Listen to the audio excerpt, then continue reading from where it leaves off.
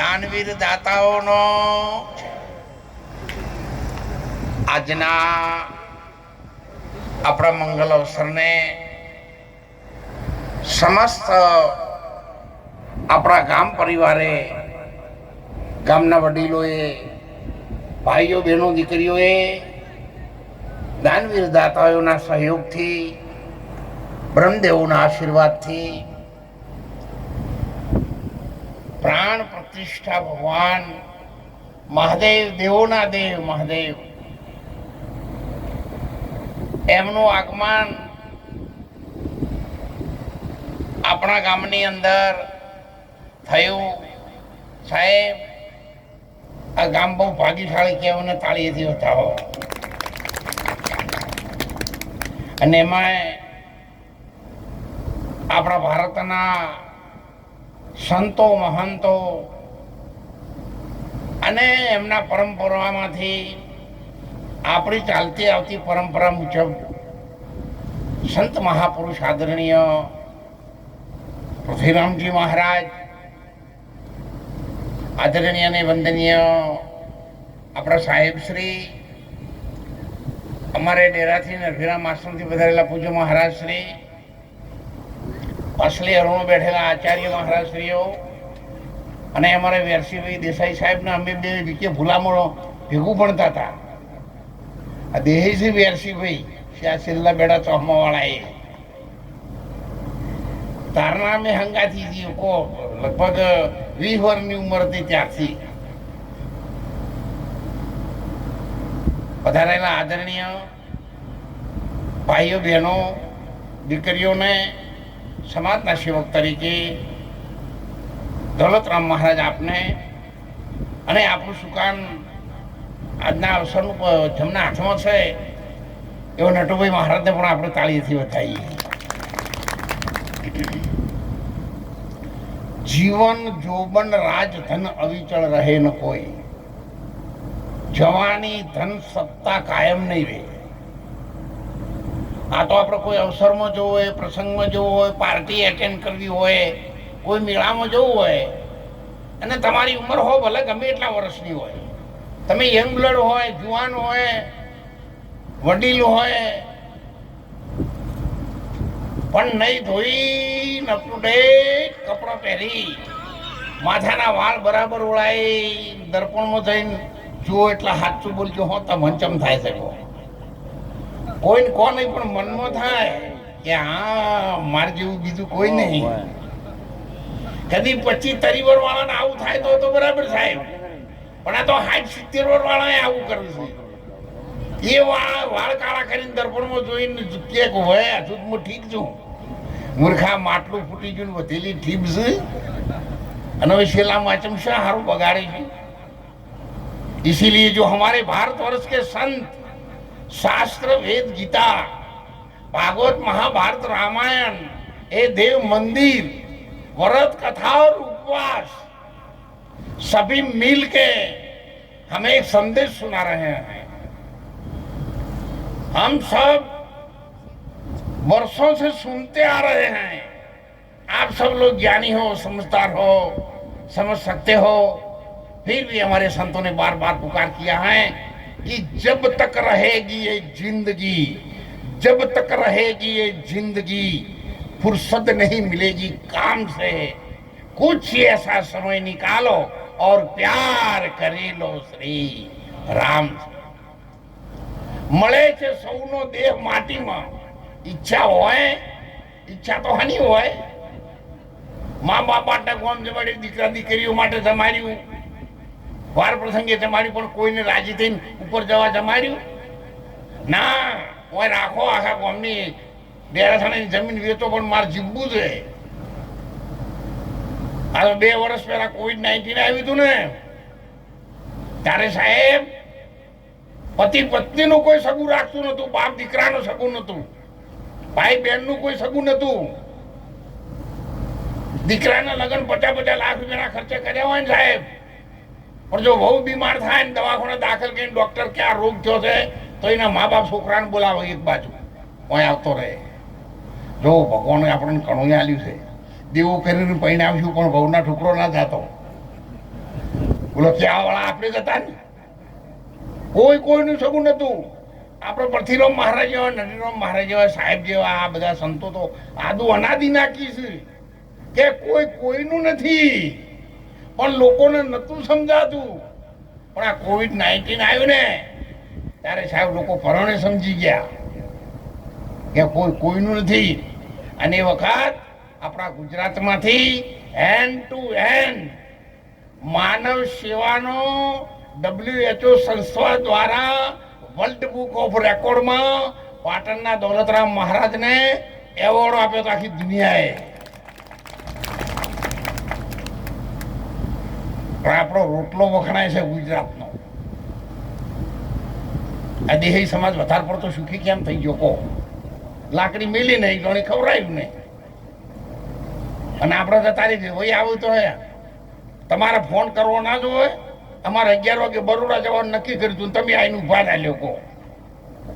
વહી ફેર આવું હોવરના હગા હોય તો. પણ જે સમાજે રોટલા ખવડાયા છે એમનો બેડો પાર છે અત્યારે, અને અત્યારે રોટલા જે ખવડાવીનો બેડો પાર છે સાહેબ.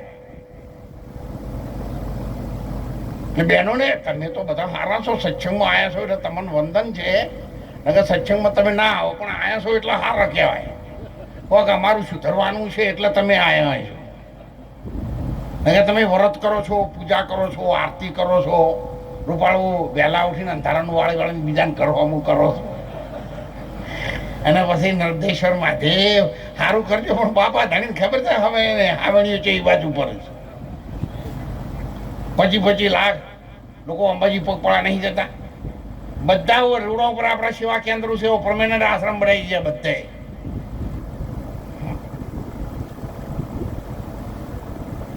આટલા લોકો અંબાજી જાય, ડાકોર જાય છે, રણુજા જાય છે, અંબાજી ખેડૂતમાં બધે જાય છે. તો વહેલા ઉઠીને દૂધમાં પાણી કોણ રેડે અંબાજીમાં? તો આપણા નારી ખબર નહીં પડતી. બધાને બધી ખબર પડે છે સાહેબ. તમારું ઢોરું છે ને અહીંથી છોડીને તમે ઠેઠ મગતુપુરી મિલ જાઓ સાહેબ. હોજ પડે કદાચ રાયા જેવું હોય ને તો ચેટલાના શીલા તોડાવો, હોકળ તોડાવો, ખોણ ખાઈ જાય, પણ તમારે શીલા એનું પૂરે છે. પણ એક આ મોણસ જ એવું છે કે શીલા જેવું કોઈ સજ નહીં, બારે વાટ. અત્યારે ઢોરણ ચાર નાખી છે ને સાહેબ, ખાઈને બેસી ગયા છે બધા. 4 વાગે કે 6 વાગે આ લોકો જાગે, બેન દીકરીઓ એને ઘાસ નાખે એટલે સવારે આવી ઉઠીને ખાય શાંત. અત્યારે તમે હાઈવે ઉપર હેડો, માણસ જેમ બકરા ખાતા હોય નીમ ખાતા હોય હોટલો. પછી કે પ્રજા કેમ આવી થઈ જઈ? હોઈની શંકર પ્રજા ના તો શું થાય? ધોરણ એવો હટી ગયા છે આપણે તો. પુત્ર એનો એ છે, બજાડો એનો એ છે, ગાયો એની છે, ભેંસો એની છે, કે માણસ એનું એ નહીં. હમણાં તમારા ગામની અંદર કોઈ બહુ સુખી થઈ જાય અને ગાડી લાવે, કોઈક દીકરીને ડિલિવરીનો પ્રસંગ હોય ને ગાડી લઈને નીકળે, તમે હાથ કરો એટલે ઊભી રાખે, પાલિશીમાં બેહારી દે. પછી ઊંઝા ડૉક્ટરને પૂછો એટલે તરત કે ના અમદાવાદ લઈ જવાના છે. તમે કહે તારું અમે હવે લીધું છે ને લીધું છે. મહેસાણા જાઓ ને એટલે પાછળ બેસી રહ્યો ને પેલા બેનને લઈને બીજા 2-3 જણા એ સીટો ખોતરે છે ને કરે વાતો, મનમાં હોનો કરે. કાલ બપોરે હોના બાપને કોઈ નતું, સોણા ઉપાડવા નતું, જો ગાડી બેસી ગયા છે. આ ગાડી હતી સારી નહીં, તારે છોડીને દવાખાને નહીં લઈ જતો, પણ તો આ સીધો નહીં રહેતો. આ તમારા મોદે આપણે બેહવા નહીં પાથરી, પણ તમારા હાથમાં હળી આવે તો મોય હલાઈને કોણ ઉપાડો? આપણે તો કેટલા હારા છે, જપતા જ નહીં. અને પછી દેવી દેવતાઓને ખગરીએ કે સંતોને ખગરીએ, એમાં ક્યાં કોઈને કહેવા જેવું છે? Charity begins at home. તમારાથી શરૂઆત કરો ને, તમે સુધરો ને. अपना सुधार संसार की सबसे बड़ी सेवा है. આપણે સુધરવું નહીં, આપણે બીજાને ક્યાં કરીએ. એટલા માટે સૌને વિનંતી છે. આ તો આ ડેરાસણા, ડેરગામ છે, બાલિસણા છે, એ અમારા જોડીક્ષણમાં આવી જાય ને અમારા વતન જેવું જ છે. મારું વતન નોરતા છે, બધા ઓળખતા હશે. આપણો આશ્રમ નોરતા છે, દલાભાઈ દેસાઈને જમીન દાનમાં આપેલી છે. વચ્ચોવચ માતાજીની સ્થાપના પણ કરેલી છે. અને માતાજીએ આજથી 50-60 વર્ષ પહેલાં મને એ જમીન આપી ત્યારે દેશીઓ 150 ઘર સુધી દેશીઓનો. ત્યારે માતાજીએ કહ્યું હતું કે આ છોકરો છે ને હું ધરોઈ નોકરી કરું અહીંથી લાવી છું, એ છોકરાને જમીન દેશીઓ દાનમાં આપજો.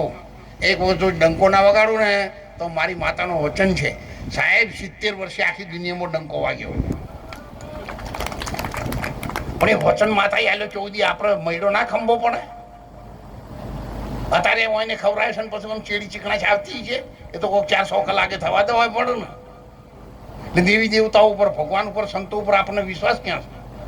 પોચ પુણ્યમાં માન્યું ને કોઈ કે હા અંબાજી નહીં જવાનું, આ હેડો હોય ચુડેલમાં આકોટા બંધ, એટલે અંબાજીમાં પોખરમાં પડ્યા ને તમે હોય કણ આવતા રહો. આવું તો ચાલતું છે. તમારી નીતિ, તમારી દ્રઢ વિશ્વાસ દેવી દેવતાઓ ઉપર, અંબાજીમાં એનો એ જ.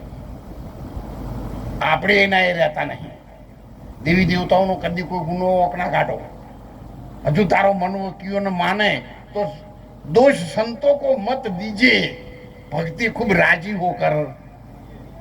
તમને જાણે ભાદરવા મહિનામાં અંબાજીમાં સપનું આલ્યું હતું કે મેળો આવજો ને વેરી જાય એમ છે. હવે થેલા ભીડે ભીડે જાય અંબે, જાય અંબે, અને દારા હેડીને પછી ઓબા ઘોટે આવે એટલે જય અંબે જેમ મતની મોશું ઉડાડતો એમાં આવી ભક્તિ થતી. દ્રઢતાથી કરો. જે કામ લેવો એમાં તમારું મન પરોઈ ગયું, એક તંત થઈ જાઓ. ભલે સધીમાં હોય, શિગોતરમાં હોય, હું તો બધું સંતો હોય, મહંતો હોય, વીર હોય, પીર હોય, પેગંબર, પણ જમે વ્યાજુ લાયક તમારી ઈચ્છા હોય એને માનો. પણ પછી એને અદલ બદલ કર ના કરો. સંતો અમારી એ ઉંમર થઈ ગઈ 82 સાહેબ કદાચ 74 75 થયા હશે. હું એમના કાપે 1 વર્ષ મોટો છું. હું ગવર્મેન્ટ પેન્શનર છું. એટલે વધારે મેં નટુભાઈ સાહેબને કીધું હતું, વિનંતી કરી હતી કે મહારાજ મારી ઉંમર થઈ ગઈ છે, ખાસ વાત જતો પણ નથી, પણ આ નજીકના ગામડો એ મારું વતન જેવું છે, એટલે મારા વતનમાં મારે આવવું જોઈએ. અને એમાં આમંત્રણની જરૂર નહીં, ખબર હોય તો અમે આવીએ. ખાલી તમે એમને સંદેશો મોકલો તો અમે આવીએ. કોઈ એવું નથી કે મહારાજનું નામ છપાવો, ફોટા છપાવો, બહાર જાહેરાતો કરો ને. હવે આટલી ઉંમરે જાહેરાતો સિદ્ધપુર નહીં કરવાની, બીજી એની જાહેરાત કરવાની કે ભાઈ સિદ્ધપુર ક્યાં જવાનું છે, વાત ગોઠવો. એટલા માટે કોઈ જાહેરાતની જરૂર નથી. અમને ખાલી સંદેશો આપશો તો એ તમે આપશો, આવશું. પછી એવું નથી. મેં એક વાત ના કહી, હું ગવર્મેન્ટ પેન્શનર છું, બહુ મોટો જમીનનો ખાતેદાર છું. એટલે તમારા ત્યાં આવું ને તો બહુ મહારાજને હાલવાનું છે ને એવી અપેક્ષા પણ તમારે રાખવાની જરૂર નહીં. હાલ પરથી તો મહારાજે કીધું, અમે હોનમાં સમજી ગયા. કદી હોય 25 દોન હાલવાનું થાય તો અમે આલીએ કે એવા છીએ. એટલે સૌને મારી વિનંતી છે, અમને યાદ કરજો. નટુભાઈ મહારાજ અહીંયા નજીકમાં રહે છે, એમને સંદેશો કહેશો ને તો અમે સતત સંપર્કમાં રહીએ છીએ. સાહેબને અમે સંપર્કમાં છીએ. એટલે જ્યારે જરૂર પડે ત્યારે એમને યાદ કરજો. દૂર દૂરના ગામડામાંથી બધા સંતો, મહંતો, મહેમાનો આવ્યા છે, એમને પણ મારી વિનંતી છે. જેને ખબર ન હોય એને જુનાગઢ પણ આપણે બેઠા ને એવો બહુ મોટો ભવ્ય વિશાળ આશ્રમ છે, AC રૂમવાળો છે.